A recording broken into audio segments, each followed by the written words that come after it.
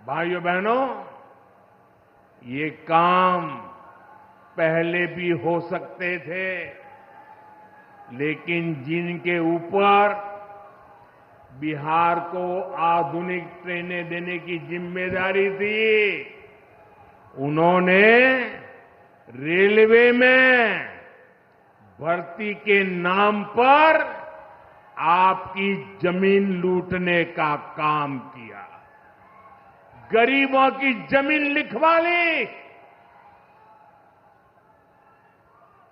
सामाजिक न्याय की उनकी यही तरीके थे,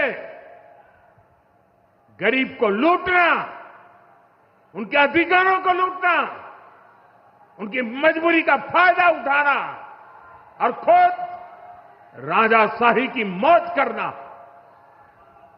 बिहार के आप लोगों को जंगल राज वालों के झूठ और धोखे, उससे आगे भी सावधान रहना बहुत जरूरी है। साथियों, बिजली के बिना विकास अधूरा है। जब बिजली होती है तो औद्योगिक विकास होता है। जब बिजली होती है तो जीवन आसान होता है।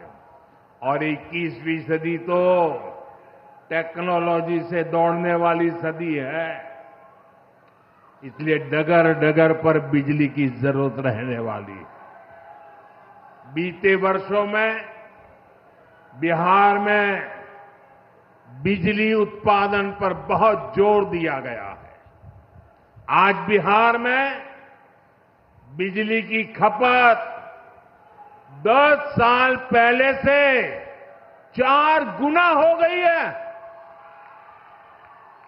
नबीनगर में एनटीपीसी का बड़ा पावर प्रोजेक्ट बन रहा है।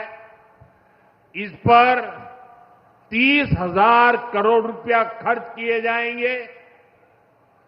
इससे बिहार को 1500 मेगावाट बिजली मिलेगी। बक्सर और पीर पैंती में भी नए थर्मल पावर प्लांट शुरू हो जाएंगे।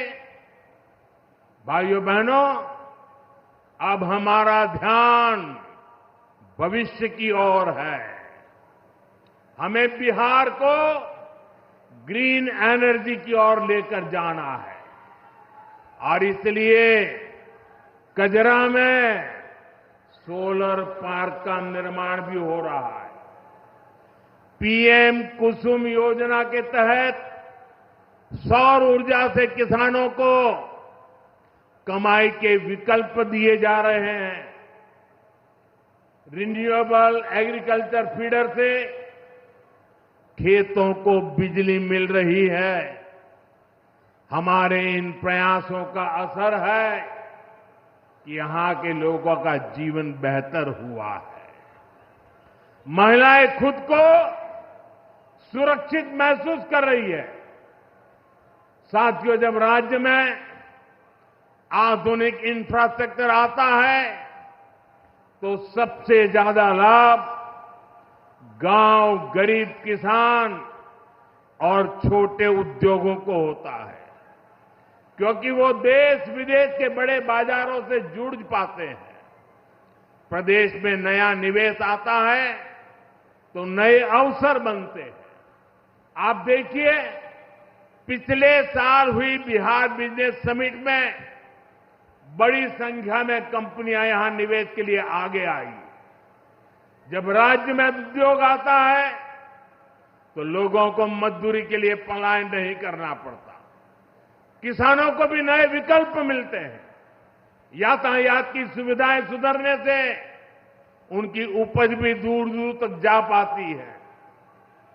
भाइयों बहनों, हमारी सरकार बिहार के किसानों की आय बढ़ाने के लिए लगातार काम कर रही है। यहां 75 लाख से ज्यादा किसानों को पीएम किसान सम्मान निधि के तहत आर्थिक सहायता मिल रही है। हमारी सरकार ने मखाना बोर्ड की घोषणा की है। हमने बिहार के मखाना को जीआई टैग दिया। इससे मखाना किसानों को बहुत लाभ हुआ है। इस साल के बजट में हमने बिहार में फूड प्रोसेसिंग के लिए नेशनल इंस्टीट्यूट का भी ऐलान किया है। अभी 2-3 महीने पहले ही कैबिनेट ने 2-3 दिन पहले ही कैबिनेट ने खरीफ के मौसम के उसके लिए धान समेत 14 फसलों की एमएसपी को बढ़ाने को मंजूरी दी है। इससे किसानों को अपनी फसलों का बेहतर दाम और आमदनी भी बढ़ेगी।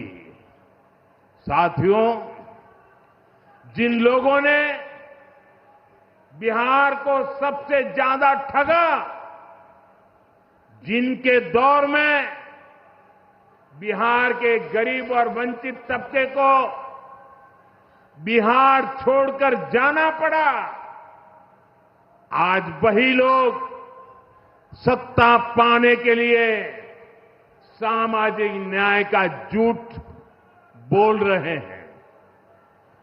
दशकों तक बिहार के दलित, पिछड़ों और आदिवासियों के पास शौचालय तक नहीं था।